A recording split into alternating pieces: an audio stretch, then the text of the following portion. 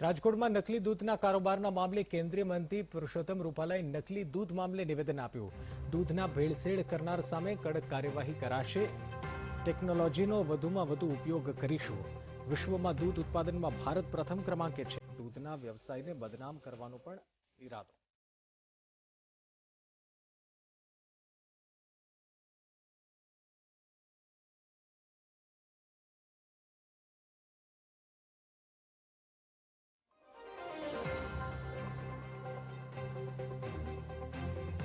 ભેળસેળ થાય છે એનો બચાવ કરવાનો મારો કોઈ ઈરાદો નથી। એની સામે સખતમાં સખત કાર્યવાહીઓ કરવા માટેના અમે પ્રયાસો કરીશું।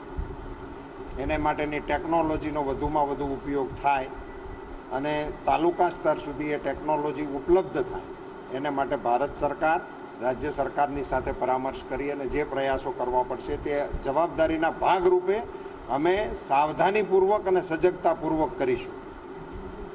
પણ આ વિષયને જે ઉઠાવવામાં આવે છે ને એની તરફ પણ મારે આપ સૌનું મીડિયાના માધ્યમથી ધ્યાન દોરવું જોઈએ।